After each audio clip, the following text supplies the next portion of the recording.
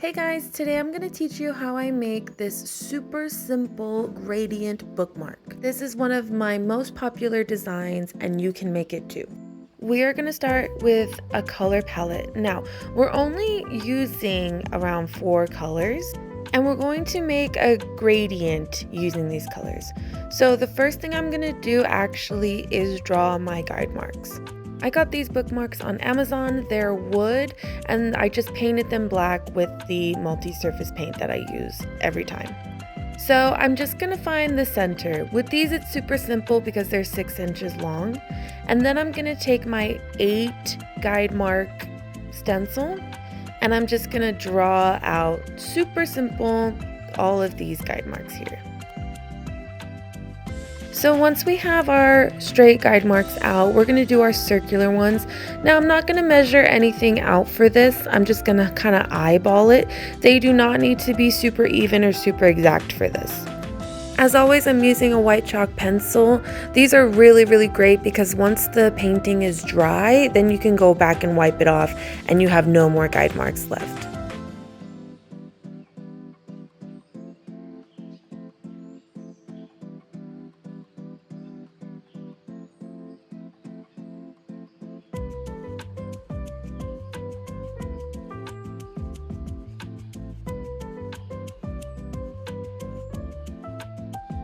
For our round guide marks, we're going to make sure that we can fill up the whole bookmark, maybe leaving a little space at the end, but we want to keep going until about 99% of that bookmark has some circular guide marks on it.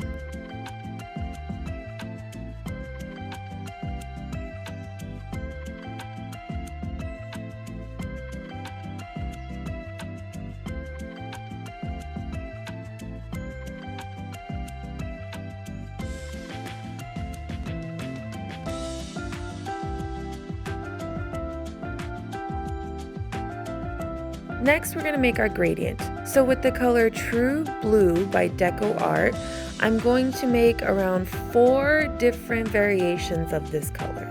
So the first one, I'm going to leave predominantly blue, and on the other ones, I'm just going to add white to them. We want to add more white as we're going down, and then at the very end, we're going to leave one of these little pots completely white. Mix it all up. I did go back and add a couple white drops here and there because I really wanted to have a little bit more contrast in this gradient. But go with your gut. Just make sure that they're contrasting while also flowing together.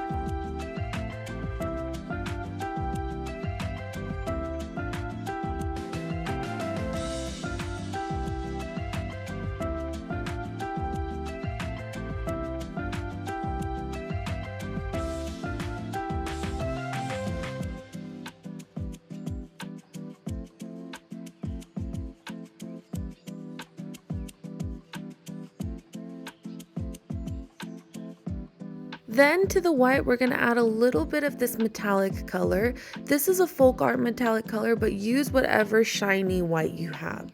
This is just going to give the white a little bit more body and it's going to help it from cracking when it's on the wood.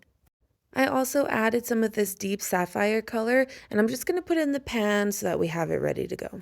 Okay, so the first thing we're going to do is we're going to take our white and the yellow flat tool and we're just going to barely hover over that center. We just want to get some paint on it and then we're going to take a smaller tool, whatever tool you have, and we're going to round out that shape so that we have a nice center dot.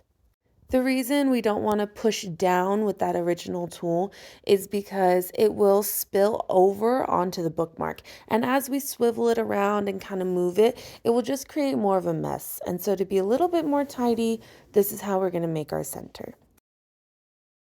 Now I'm just going to add a drop of white to the lightest blue. I just wanted a little bit more contrast between the 2 light blue colors.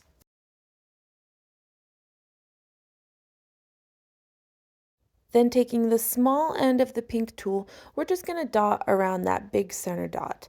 Now remember, we never want to push all the way down. We just want to hover over the wood and let the paint kind of fall on it. This is what's going to help you give a really nice consistent shape to your dots. Now with that same tool, we're going to use the bigger side and we're just going to go in between the first row of dots. Again, not pushing all the way down, just kind of hovering and letting the paint flow into place.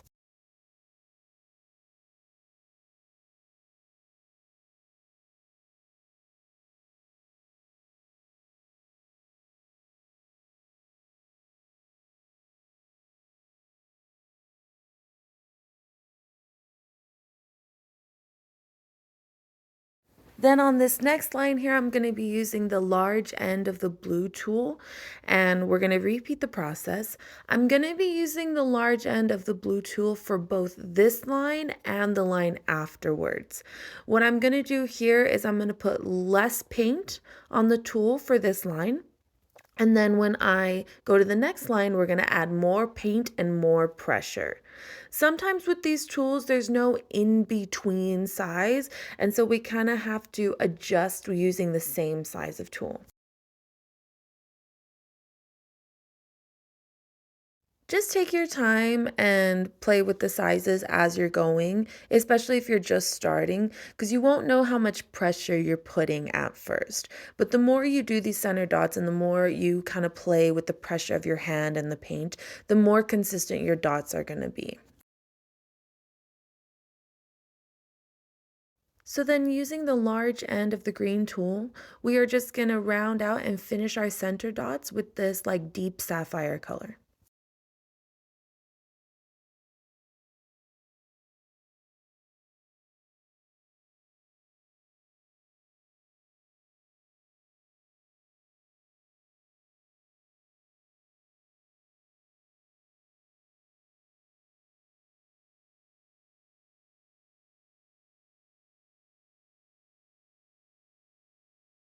Then using the flat purple tool, I'm just going to make a circle skipping those middle lines.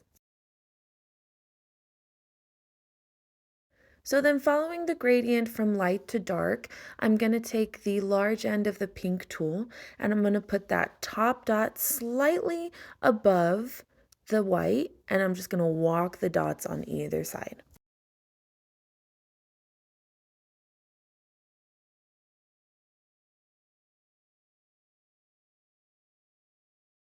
We're going to go up a color and then we're going to use the same side, the same large side of that pink tool, and we're going to repeat the process. We always want to put that top dot slightly above so that it makes a really pretty teardrop shape.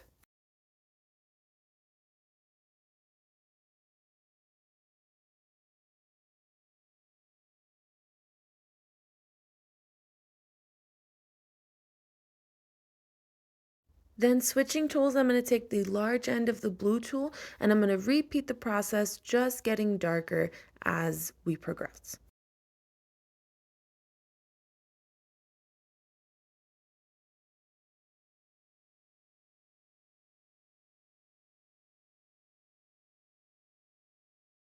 We're going to add some brush strokes. I'm using the XDT brushes in the size 0, and I'm going to go in with that darkest shade, and right above that top dot, we're just going to push down and kind of circle that shape.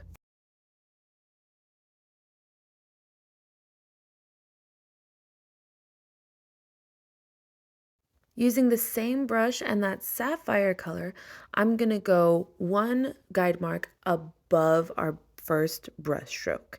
Now with the center one, it's going to be a little bit tricky, but we just want to go from the edge all the way down. I promise at the end of this design, we won't notice. Then I'm going to go for the second lightest blue color. I'm going to go now down a guide mark, so we should be equal with that first guide mark that we put on the bookmark.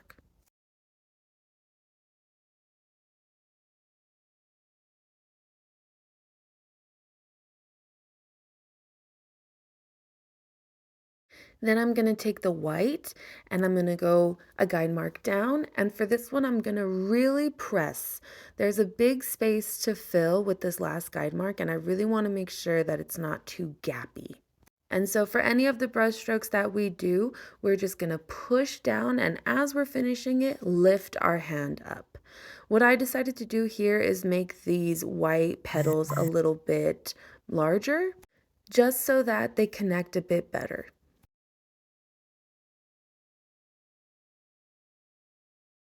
And I forgot to show this earlier, but I'm going to take the Tulip Puffy Paint. This is the metallic white color.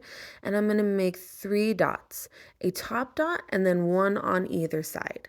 These are going to create like these super cute, like swooshing little petal accents. I love these. I do these all the time. What we're looking for here is that they match up with our tallest guide mark. And so in this case, it's going to match up with that deep sapphire color.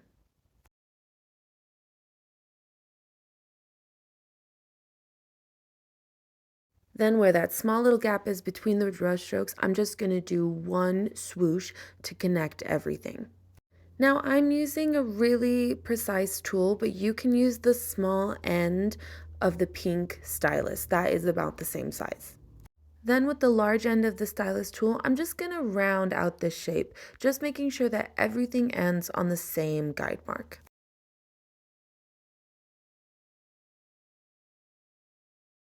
Then we're going to put dots to round out this design. And so I'm going to go from dark to light. And so with the small end of the green tool, I'm just going to make dots rounding out this design. Now these don't have to be super precise, but they do have to stay within that first guide mark.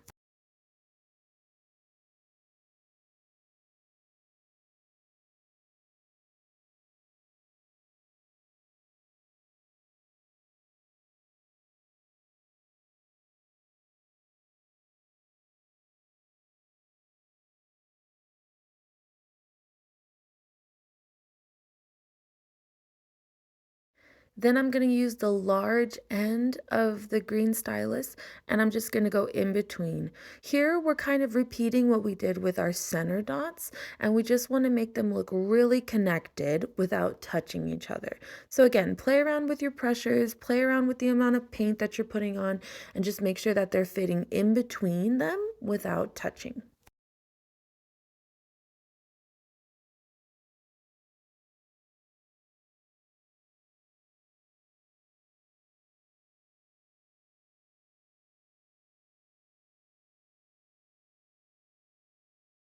I'm then going to take a clear flat tool. This comes in the pack of the flat colored tools. This is the medium sized one.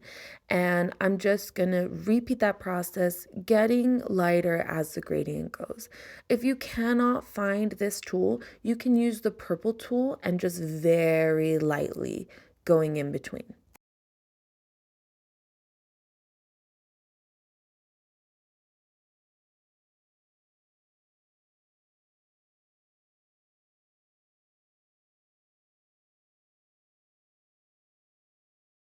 Then with that same tool, I'm going to add more paint and I'm going to add more pressure. And we're just going to go up to that lightest blue and almost finish out this bookmark.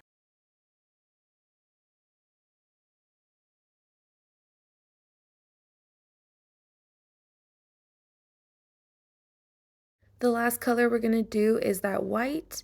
And we're just going to add a couple dots on the end just so that it looks really rounded.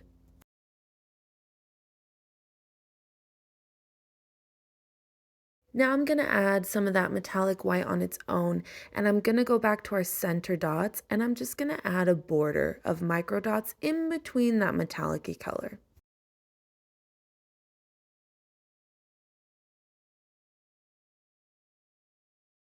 And then here I did want some metallic white on those center dots, but just to make things easier, I'm just going to use that puffy paint that we already used. I am going to swirl this a little bit because it tends to be very spiky and I just want it to be smooth and round. Then with a brush, we're going to go in and highlight the white. Now, make sure that this is completely dry before you do this. My video is sped up a little bit, so it was dry by the time I went back to this, but again, let yours dry out.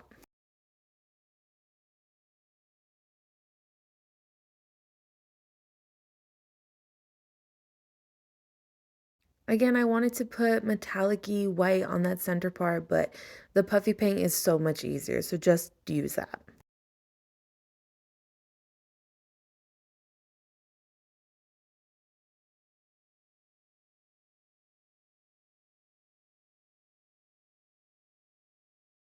Now, completely optionally, we're going to take that metallic-y white, and on these dots that we have at the end, we're going to go and put a micro dot in between all of them. Now, this process can be tedious, and so if you don't want to add this step in, cut right here, you're good. You have still made something very beautiful. For me, I'm a little bit of a perfectionist, and so I'm going to go ahead and put in all these little dots.